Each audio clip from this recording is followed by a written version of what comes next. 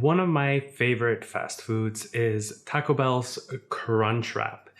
And unfortunately, in Canada, there is not a lot of Taco Bells to go around. The closest one to me used to be in Squamish, that's not even that close, and it has already closed down. So I had to figure out a way to make it on my own, and it's not that hard, and I'm here to show you how to. I like my Crunchwrap with chicken, so I have cooked chicken breast. I've only seasoned it with salt and pepper because even though it's terrible to season something that is supposed to be Mexican food like with only salt and pepper, it's the integrity of this fast food dish that is a complete abomination of Mexican food and should never be referred to as Mexican food.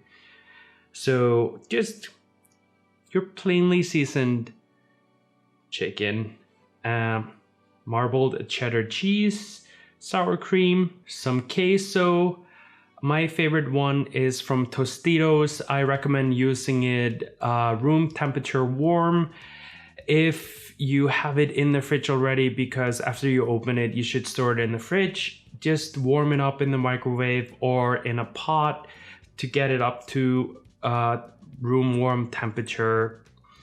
Some chopped up Roma tomatoes, some iceberg lettuce, and then our wraps and tacos. Since we're gonna toast our crunch wrap on each side, especially on the side where we close it up, we're gonna have to consider putting ingredients in the order of staying cool and the ones that we want to be warmed up. So we're gonna toast it on top and we're gonna toast it on the bottom. So we want anything that should be warmed up on each side and anything that should stay cool and fresh as possible in the middle. So what I do is that I will put some queso on the bottom,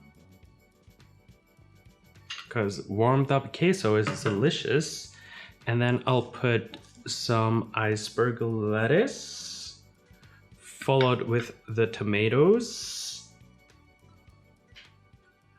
and then my sour cream, because eventually we're gonna spend less time toasting the bottom of the crunch wrap than the top, because it's the top that we really need to toast to get it all sealed in and stay firm. And then we can put our chicken, our yummy bland chicken, because this is fast food after all.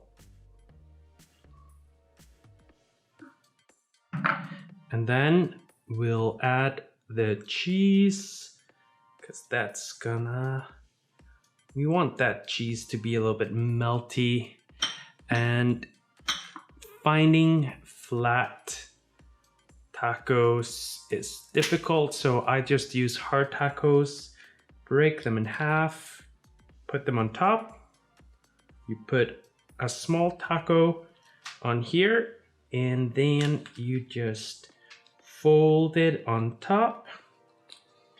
I have preheated my pan to a medium-high heat because you want this process to happen quite quickly, because we're not looking to cook the ingredients in here, because we're just looking for that seal and that extra outside crispiness. And then we start with the outside.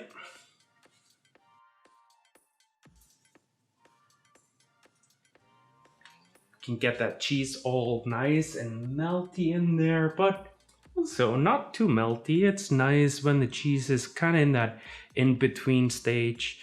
And like, we're not making sophisticated cuisine here. We're making fast food, and it should taste like fast food, because that's why I love it.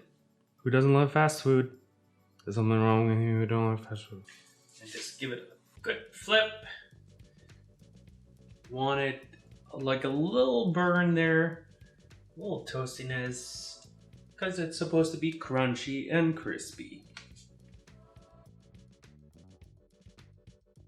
One of my favorite parts about Taco Bell is their delicious hot sauces.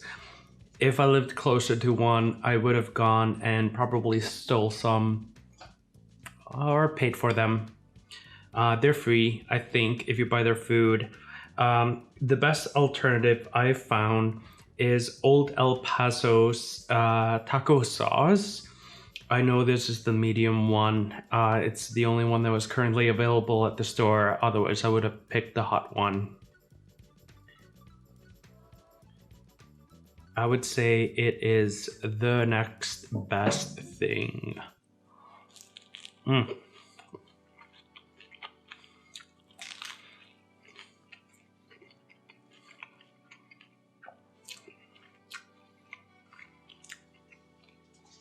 Yummy, crunchy, and ooey and gooey. Everything that fast food should be. Thank you so much for watching, and if you're interested in more copycat fast food recipes or just like seeing me cook, please subscribe, hit that notification bell, and follow me on Facebook, on Instagram, on Twitter, and Snapchat. Thank you so much for watching. I'll see you next time.